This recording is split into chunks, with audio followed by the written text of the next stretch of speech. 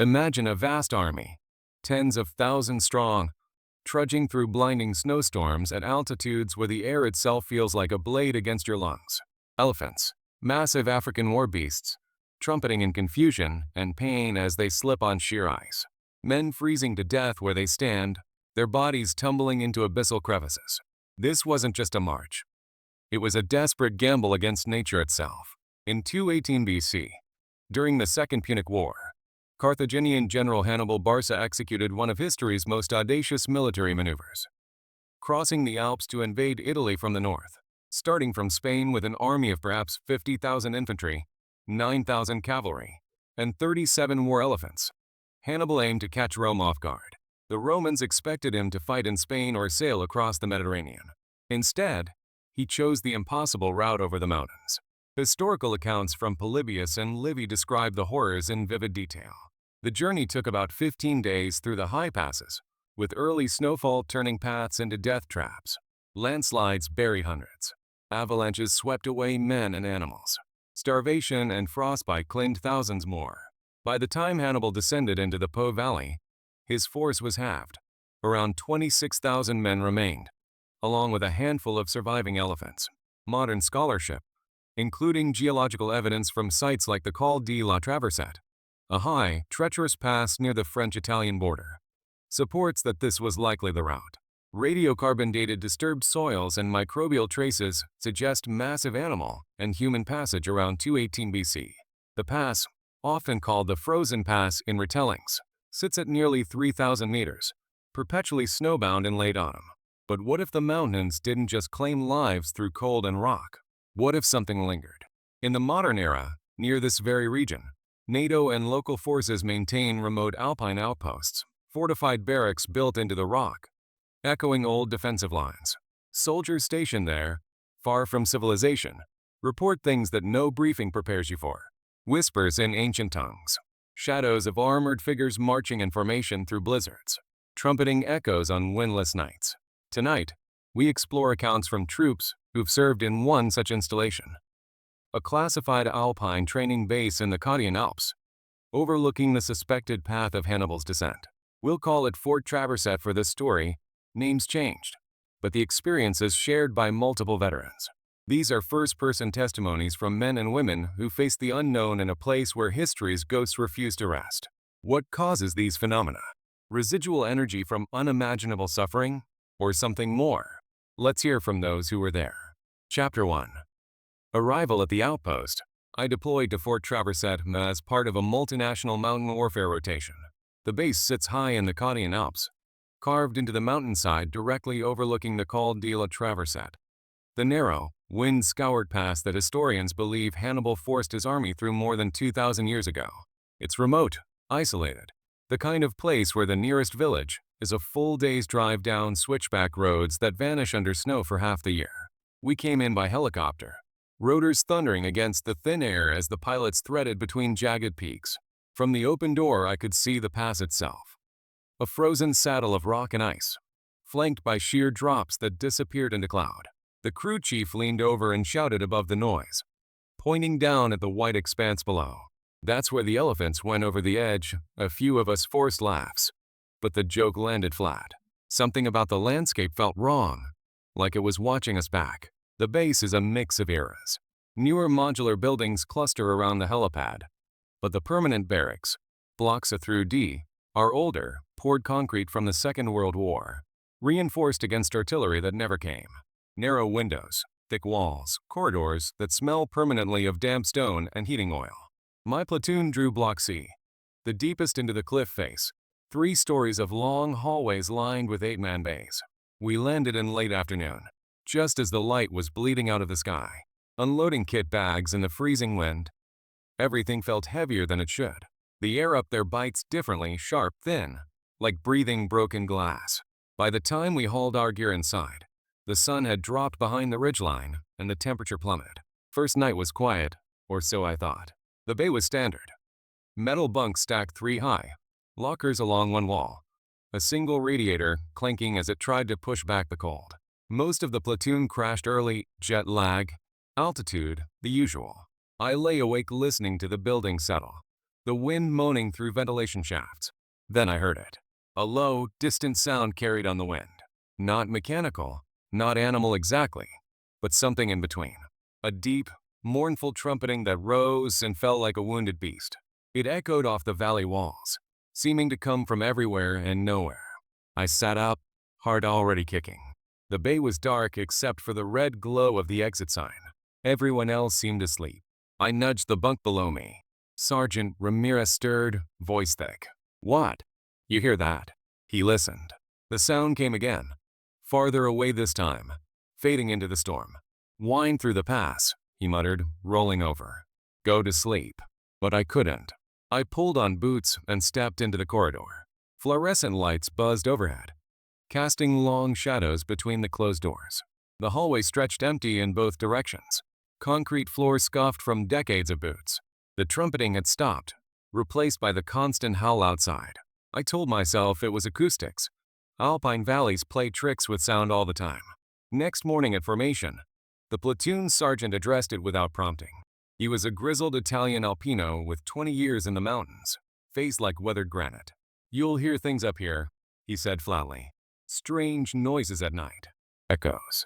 Locals have stories about the old army that came through. Focus on training. Don't feed the rumors." We spent the week on cold weather drills, movement techniques on steep ice, survival bivouacs, night navigation with whiteout conditions simulated by milk bottles over headlamps. One evolution took us within a kilometer of the pass itself. The snow was chest deep in places, wind scouring powder into our faces until goggles iced over. As we crested a ridge for a rally point, visibility dropped to 20 meters. Through the swirling white, I caught movement, tall, lumbering shapes sliding across the slope. For a second, my brain screamed elephants before reason kicked in. Rock outcrops, snow ghosts, tricks of light. That night back in the bay, Ramirez cornered me while cleaning his rifle. "I heard it again," he said quietly, closer this time, and footsteps in the corridor outside our door. Heavy, deliberate, like a column marching past. I told him about the shapes on the ridge. He nodded slowly. "My grandfather served up here during the war. Told me the mountains never forgot what happened. Said sometimes at night you can hear the rear guards still trying to catch up with the main body." More stories started circulating. A cold spot in the lower bay that never warmed, no matter how long the radiator ran. Whispers filtering through the vents, low voices in a language that sounded like grinding stones. One private claimed he woke to find his blanket pulled tight across his chest, tucked in with military precision, though he'd kicked it off hours earlier. We wrote it off as hazing at first. New unit, new guys, standard psychological warfare to test nerves. But the older troops didn't laugh when we mentioned it. They just exchanged glances and changed the subject. Then came the storm. A big one rolled in from the west, shutting down all external training.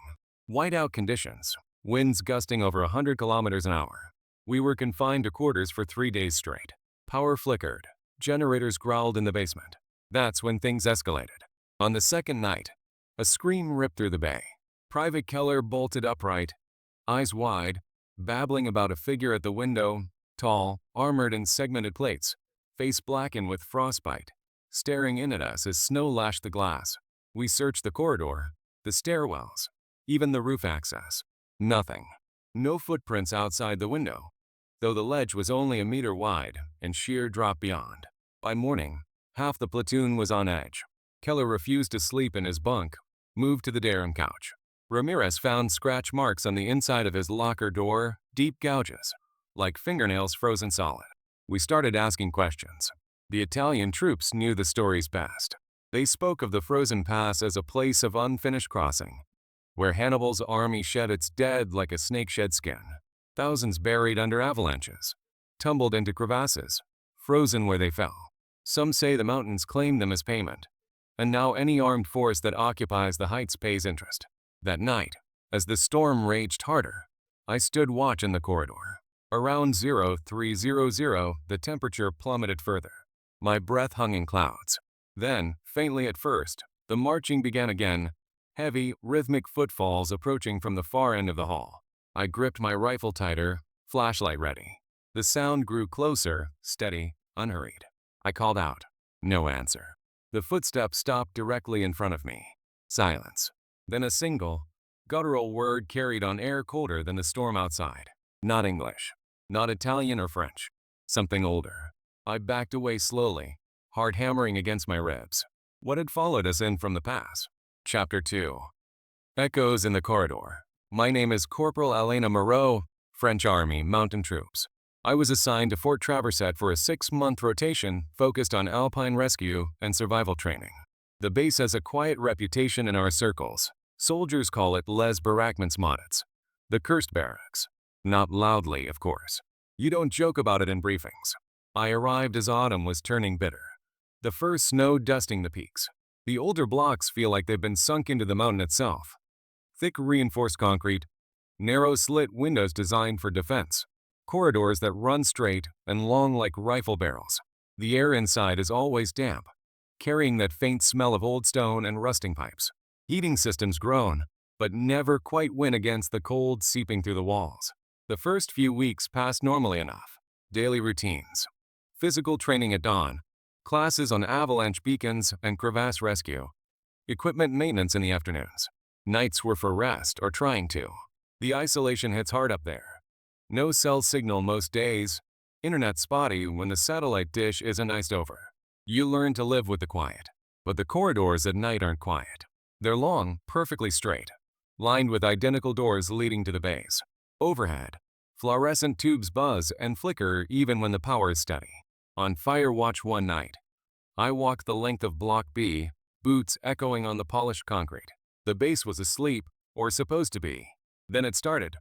A low, rhythmic thumping from the far end. Not random. Cadenced. Like boots marching in unison. I stopped, listened. Thump, thump, thump. Steady. Approaching. I keyed my radio. Duty officer.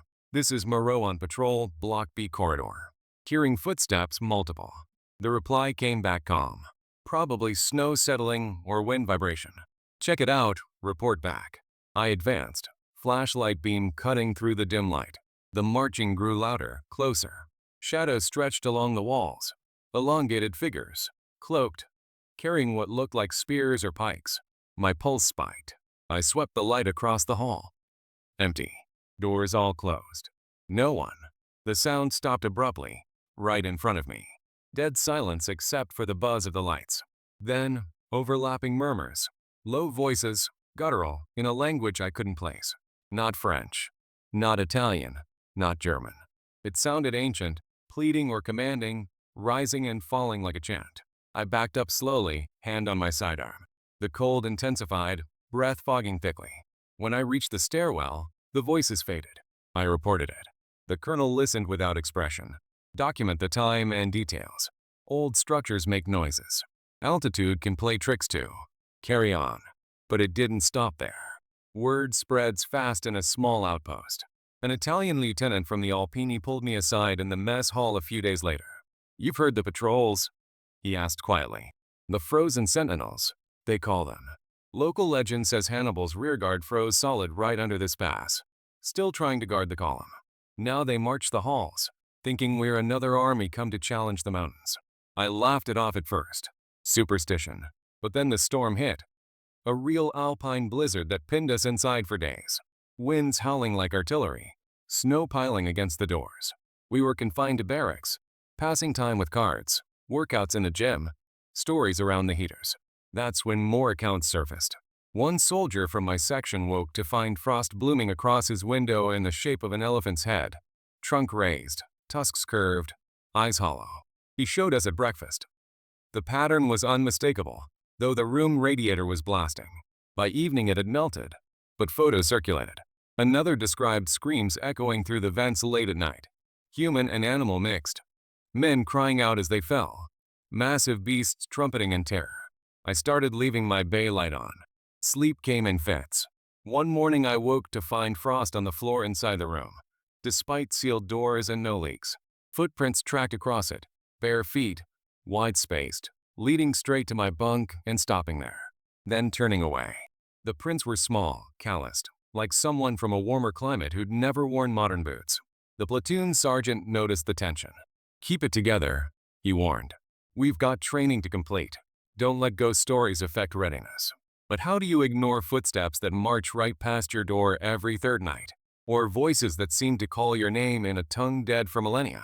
During that lockdown, I took extra watches voluntarily, trying to confront it. One shift, the marching started again, louder, as if the column had doubled. I stood my ground in the center of the corridor, flashlight off to see better in the low light.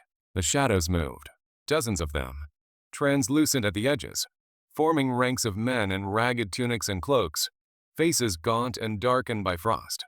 They passed through the beam when I switched it on, unbroken. One turned its head toward me, eyes empty sockets, and mouthed something urgent.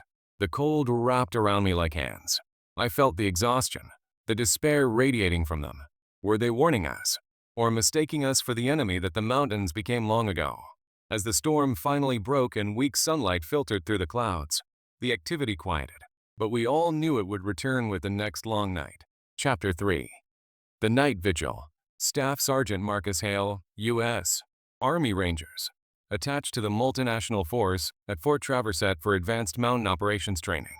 The base was our home for 3 months, a concrete fortress dug into the side of the mountain, overlooking the same treacherous pass that swallowed so much of Hannibal's army. We knew the history going in.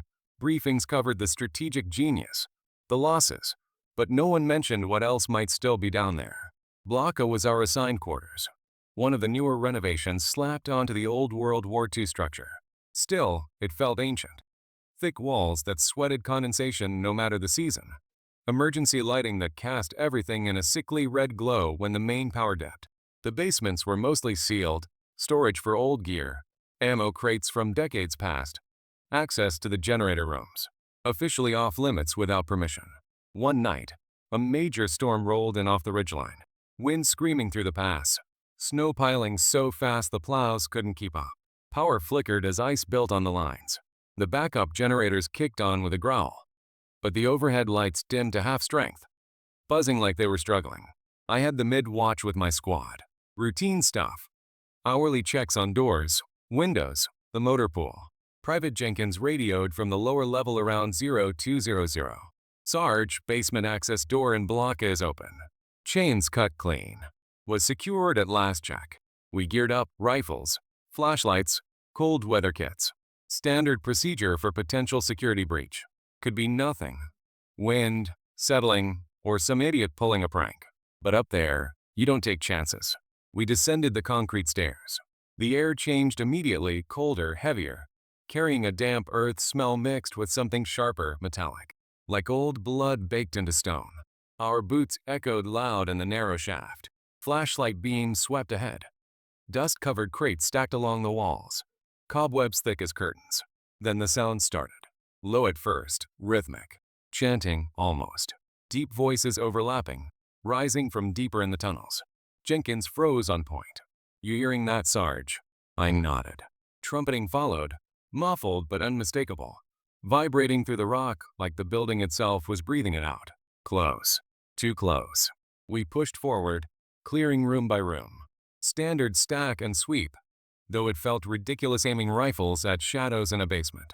In one side storage bay, our lights caught the walls. Scratches, deliberate carvings etched deep into the concrete.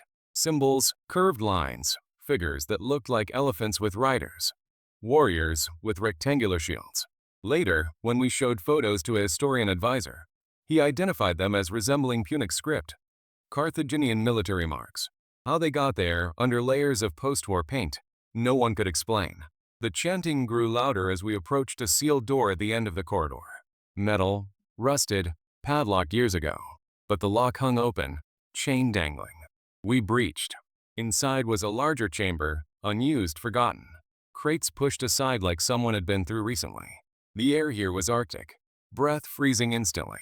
Frost coated everything, though the base heating ran through pipes overhead. Then the shadows moved. They detached from the walls slowly, forming shapes. Tall figures in ragged tunics and scale armor. Faces blackened and split by frostbite. Eyes hollow pits. Dozens of them. Ranks forming as if assembling for inspection. One stepped forward, pointing a spectral spear directly at us. Its mouth worked. No sound at first, then a rasp like wind over gravel. Frigus Moors. Cold. Death. Jenkins backed up fast, rifle up. Contact. What the hell? I felt it hit me. Wave of exhaustion, despair. The kind that comes from marching days without food, air too thin to breathe, watching comrades freeze solid. These weren't demons. They were soldiers. Broken, furious ones. We withdrew in good order, sealing the door behind us, chaining it twice. Upstairs, we reported. Command listened stone-faced. Hypoxia, mass suggestion, carbon monoxide from the generators. Official explanations rolled out quick. Mandatory blood tests for altitude sickness. Psych eval scheduled. But that night, the barracks paid the price. Doors started slamming up and down the corridors, hard enough to rattle frames. Beds shook like during artillery prep. One specialist in my squad woke screaming, arms covered in dark welts, raised, blackened skin exactly like severe frostbite. Though the room thermostat read 20 degrees Celsius. Medics treated it as burns, but we knew. By morning, the storm had passed, but the activity lingered. Whispers through the vents in that same ancient tongue. Cold spots migrating from room to room. The mountains don't forgive trespassers. Hannibal pushed his army through here against all reason, paid in blood and bone. Now anything in uniform that digs too deep, that disturbs the lower levels, gets reminded. We finished the rotation, but no one volunteered for extra basement duties after that. Some things are better left buried. Chapter 4. The Descent. Lieutenant Sofia Rossi, Italian Alpine Regiment, posted to Fort Traverset for a special historical reconnaissance exercise. The idea was to trace Hannibal's suspected route over the Col de la Traverset as part of an advanced navigation and survival course. Multinational teams, Italian, French, a few Americans, would hike the pass in conditions as close as possible to late autumn, simulating the timing of the ancient crossing. Command called it leadership training under stress. We knew the stories about the barracks, but out in the open mountains, we figured the ghosts would stay behind. The night before the descent, sleep didn't come easy. The bays were packed, excitement and nerves mixing with the constant wind rattling the windows. Dreams hit hard. Endless falling into white voids, massive shapes crashing through snow, crushing everything beneath. I woke multiple times gasping, the cold sweat freezing on my skin despite the blankets. Morning brief was straightforward. Full kit. Rucks over 30 kilos, crampons, ice axes, avalanche transceivers. Route plan to follow the geological markers, rock slides, disturbed soils, that archaeologists link to Hannibal's passage. We descend from the Italian side, crest the col, then drop into the French valley where the army emerged broken but victorious. We set out under clear skies, the air knife-sharp, snow crunched under boots, breath pluming white. The path started gradual, winding through large forests dusted white, then steepened into open alpine terrain. As altitude climbed, the wind picked up, scouring powder into our faces. Goggles iced over. We paused often to clear them. By midday, we'd reached the approaches to the pass proper. The landscape changed, bare rock, sheer faces, crevasses hidden under fresh drifts.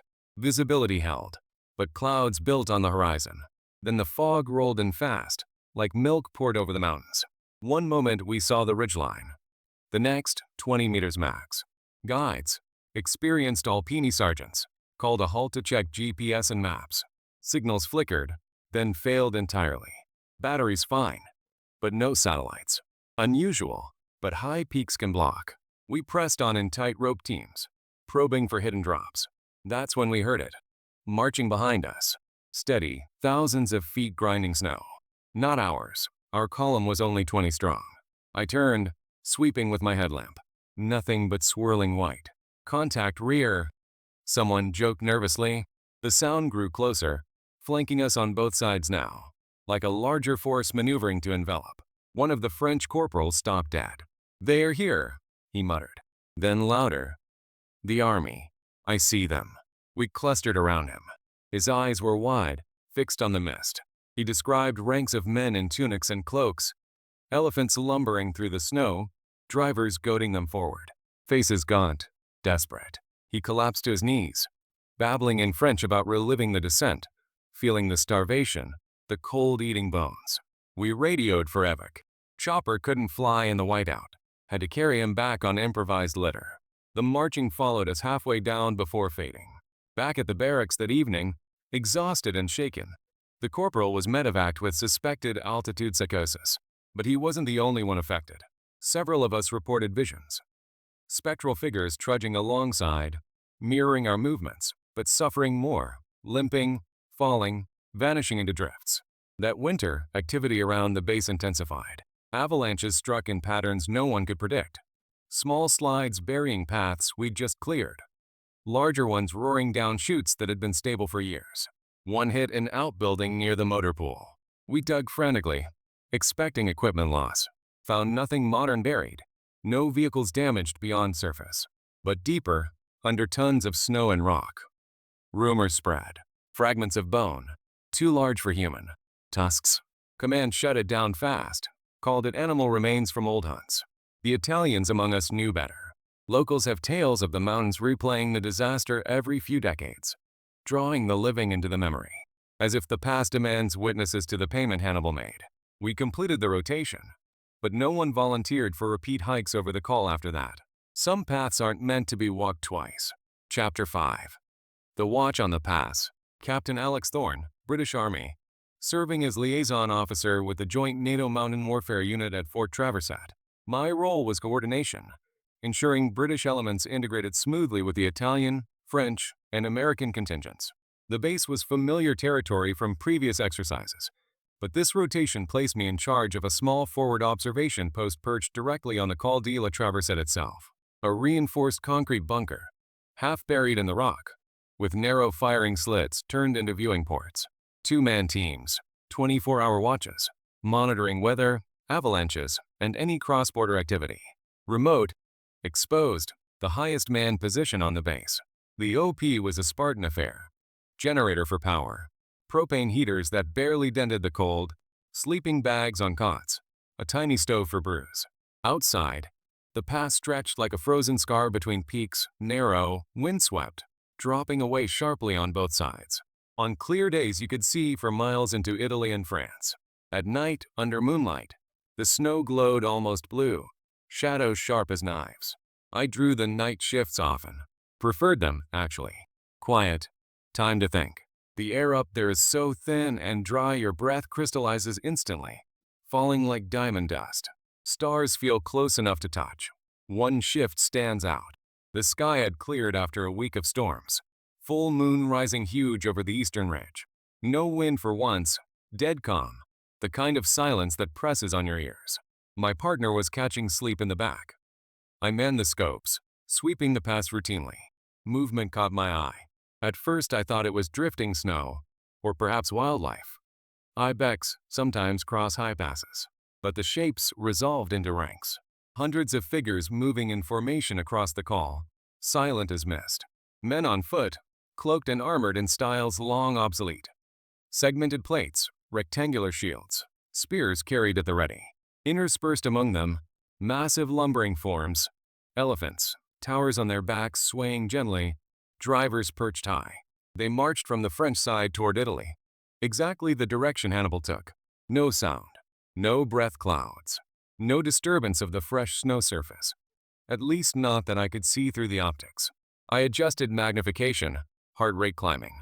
The figures were translucent at the edges, moonlight passing through them faintly, faces visible. Gaunt, determined, some scarred or frost-darkened. The elephants trumpeted silently, trunks raised, ears flared against the cold they no longer felt. I keyed the radio. Base, this is OP1. Reporting visual anomaly on the pass. Multiple. Contacts crossing east to west. Static, then more static. Jamming. Equipment failure. The set was fine minutes earlier. I tried again. Nothing. I watched for 20 minutes. The column advanced steadily, unhurried, as if on a forced march they had performed countless times. They passed directly below the bunker, close enough that details sharpened. Harnesses on the beasts, bundles of gear lashed to sides, men supporting wounded comrades. No one looked up. No acknowledgement of the modern structure embedded in their ancient path. Then, as the rear guard crested the far side, the formation began to fade into the moonlight, dissolving like smoke until only empty snow remained. Radio crackled back to life almost immediately. Base asking for repeat traffic. Concern at the dropout. I logged it as atmospheric interference and possible mirage. No need to alarm the chain. But dawn revealed the truth. We stepped outside for first light checks. The snow around the OP was pristine, wind polished overnight. Yet stretching across the pass, clear, unmistakable tracks. Lines of human footprints, sandal-style impressions with hobnails or bare soles, wide-spaced as if from heavy loads. Among them, massive circular depressions with dragging tail marks. Elephant feet. Fresh. No wind erosion on the edges. We photographed everything, took measurements. The prints led from one side of the col to the other, vanishing at the ridgelines exactly where the apparitions had faded. Command sent an investigation team up by Snowcat. Scientists, historians, even a meteorological officer. Conclusion: unexplained phenomenon. Possibly temperature inversion creating visual distortions combined with animal tracks from lower altitudes blown upward. Case closed. We knew better. Every rotation since has reported similar sightings from that OP. Always on clear moonlit nights. Always the same direction. Always silent. The army is still crossing. Trapped in the moment they finally descended into Italy. Exhausted, reduced, but unbroken. Perhaps they march forever, completing the journey that cost so many. Or perhaps they watch us now. Modern soldiers occupying their killing ground, training where they perished. Keeping vigil on the pass they paid for in blood. I left Fort Traverset after that tour. Never volunteered for high Alpine postings again. When you stand watch in places where history bled into the snow, what exactly are you guarding against? Chapter 6. Whispers from the Deep. Specialist Liam O'Connor, U.S. Army Corps of Engineers, deployed to Fort Traverset for infrastructure upgrades. The base's tunnels and underground sections date back to World War II. Italian fortifications later expanded by NATO. Miles of concrete passages honeycomb the mountain, some used for storage, utilities, training simulations. My team was tasked with reinforcing structural weak points, shoring walls, installing new lighting and ventilation, sealing cracks from decades of freeze-thaw cycles. We worked in sections, starting with the upper levels and moving deeper. The air down there is constant, cold, still, carrying that musty smell of undisturbed earth and old concrete. Lights are sparse. Bare bulbs strung along cables, casting long shadows that shift as you move. Echoes bounce forever. A drop tool rings like a bell. Early on, we found carvings. Not graffiti, deliberate etchings in the walls, hidden under layers of paint and grime. Elephants with howdahs, warriors carrying curved swords and round shields, symbols that looked like stylized faces or hands raised in invocation. One wall had a repeating motif. A triangle over a circle, arms outstretched. We photographed them for the report. Later, a visiting archaeologist identified them as Punic, Carthaginian religious signs, similar to those found in North African sites. No explanation for how they ended up here, deep under an Alpine pass. The deeper we went, the stranger it got. Temperature dropped noticeably, even with heaters running. Breath hung longer. Tools went missing, wrenches, levels, only to reappear in places we'd already cleared. Voices started. Faint at first, like distant radio chatter through rock. Low murmurs in that guttural language others had mentioned. Words we couldn't make out, but the tone carried warning. One shift, we breached into a side tunnel that maps showed us collapsed. Reinforcement work opened it accidentally. Cracked wall gave way to a natural fissure widened by time. Beyond was a chamber, untouched. Frost coated everything thickly, glittering under our headlamps. In the center, shapes preserved in ice. Bundles that looked like human remains, curled fetal, clad in rotted fabric. Nearby, larger masses, bone fragments too big for men, curved ivory protruding. Not modern gear. No boots, no metal buttons. Just ancient decay frozen solid. We backed out immediately, sealed the breach temporarily, reported up the chain. Command sent a secure team, scientists in nondescript civilian clothes. They extracted samples, photographed, then ordered the chamber resealed permanently with reinforced concrete. Official line. Natural ice cave with animal remains, possible prehistoric. No further access. But the activity escalated after that. That night, back in the barracks, whispers filtered through the vents, clearer, insistent. Periculum fugite. Danger. Flee. Doors in the lower bays opened and closed on their own. Frost patterns bloomed on inside walls. Handprints, elephant trunks, marching figures. Worst were the sleepwalkers. It started with one private from the French contingent, found at 0300 standing at the main door to the tunnel access, fully dressed for outside, staring into darkness, eyes open but vacant. When roused, he spoke of being pulled, called by comrades left behind in the cold. Then more. 3 in 1 week, all heading downward. One made it outside during a storm, walking toward the pass in blizzard conditions. Found him hours later, half buried in snow, severe hypothermia, babbling about joining the rearguard. Medics diagnosed night terrors amplified by altitude and confinement. But we knew. The chamber's disturbance had stirred something protective, or vengeful. The dead didn't want witnesses. Or perhaps they wanted company. We finished the reinforcements quickly after that, avoiding the sealed sections. Tools stopped vanishing. Whispers faded. But no one went below alone anymore. And rotations since have strict rules. Tunnel work in teams of 4 minimum. No overnight storage of personal items down there. The mountains keep their secrets deep. Hannibal's army paid the ultimate price crossing this ground. Some debts aren't settled with time. Chapter 7. The Eternal Guard. These accounts come from multiple rotations, different nations, spanning years at Fort Traversat. Names and some details changed, but the core experiences align too closely to dismiss. I've compiled them from direct interviews with troops who served there, soldiers who faced combat deployments, hardship postings. But nothing prepared them for this. At first, every story paints the same picture. Intrusion, marching in corridors, trumpeting on the wind, shadows in the storm, warnings from the deep. It feels hostile, like the barracks are under siege from something ancient and resentful. Hannibal's army suffered unimaginable losses here, frozen, buried, forgotten by history except in dry texts. Easy to assume their echoes lash out at modern forces occupying the same ground. But dig deeper into the testimonies, and a pattern emerges. Not all encounters end in fear. A French sergeant on night watch in 2024 told me this. He was alone in the upper corridor of Block C during a whiteout. Power flickering, wind screaming. Footsteps approached, heavy, deliberate, the familiar cadence. He raised his rifle, called out challenge. The marching stopped. Then, from around the corner, a figure stepped into view. Tall, cloaked, armor segmented, and archaic, face gaunt but not decayed. The apparition met his eyes, raised a hand, not in threat, but in crisp military salute. Palm out, fingers together. Then it faded. He stood frozen longer than the cold required. When he reported it, the duty officer, an older Italian captain, nodded slowly. The Guardians acknowledged service, he said. No elaboration. Another incident. An American squad on winter survival training near the pass. Blizzard hit sudden and hard. Visibility zero.